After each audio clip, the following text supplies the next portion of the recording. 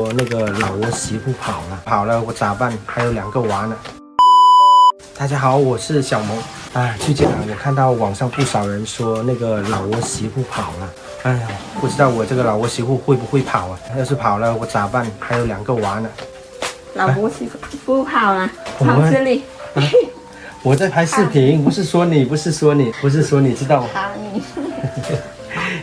待在这边一段时间了，现在会说不少中文了。最近我看到网上不少人说那个老窝媳妇跑了，你看就听懂了一个跑了，不是说你哦，เพราะว่าเราไม่รู้ว่าวงติ๊กต็อกเจ้าเห็นหมดติ๊กต็อกเจนนะเห็นเขาจอลงอยู่2 อาทิตย์บอหรือว่าเดือน 1 หรือ 2 เดือนนี้ยังสนิทแล้วเขาก็เจ้านี้นะหลายๆคนแล้วไม่เห็นเขาจอลงแล้วมีรถมาหาเอา6 เครื่องนี่โต是的然后有车过来接，你会不会跑？不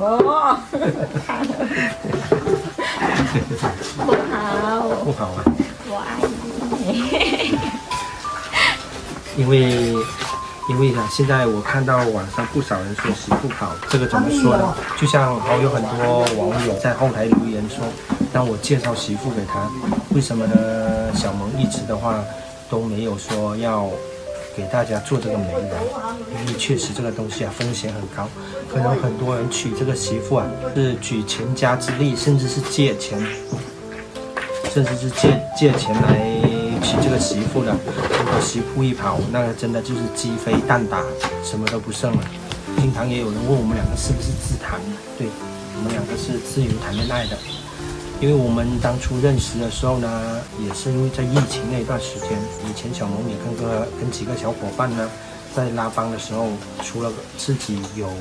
固定的职业工作之外呢，我们那时候也开餐厅。2019下半年我们餐厅开业，大概开业了4个月左右，就遇到了疫情。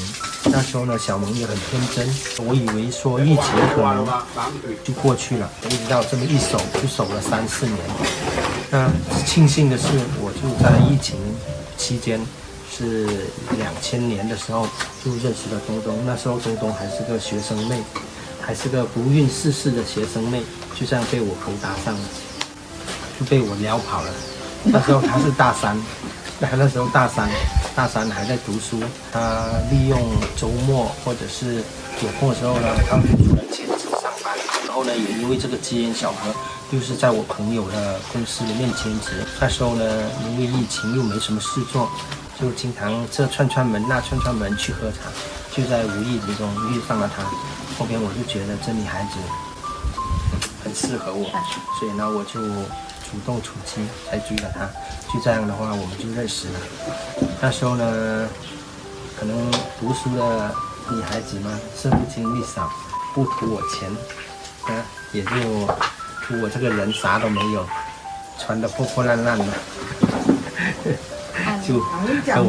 跟我在一起了。所以大家如果是要去国外找老婆了，说真的，作为我个人的亲身经历而言，我是非常建议说，如果你有这个时间，或者是你有这个机会能到国外工作，我们是建议你到当地所在的国家去有一份工作，或者是开一家店。那么在这样的过程中，经过接触，跟他的长期相处下来，了解这个人了之后呢，娶了这个老婆，那可能这个才会是真真正正100%的老婆。如果你是以其他途径的，那确实是存在很高风险的。所以呢，我们不敢去做这个媒人，因为确实对于很多我们普通人的家庭来说，风险是相当高的。你回去吧，来去吃饭，老窝媳妇不跑。咱们去吃饭吧。是，东东说，当然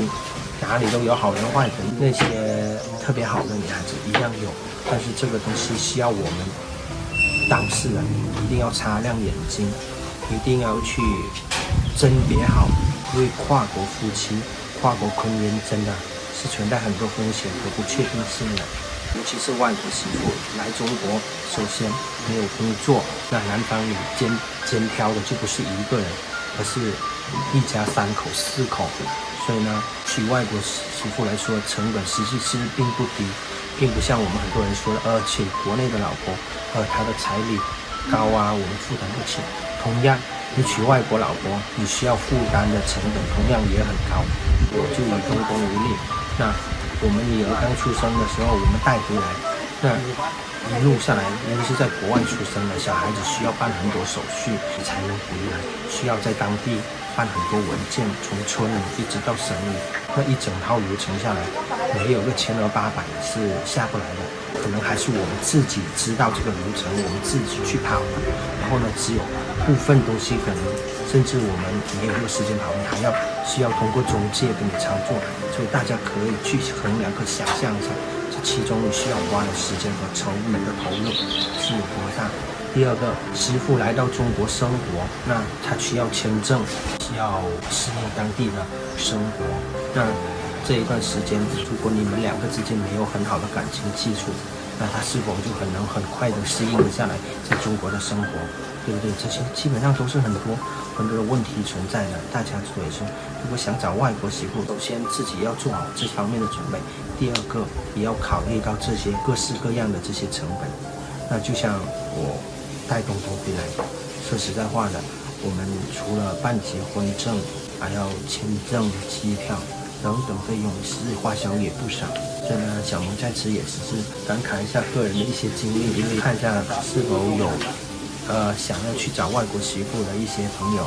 有一些可以借鉴的经验。好了，今天小萌的视频就到这里了。大家如果喜欢我的视频，就点个评论加关注。我们下期再见，拜拜。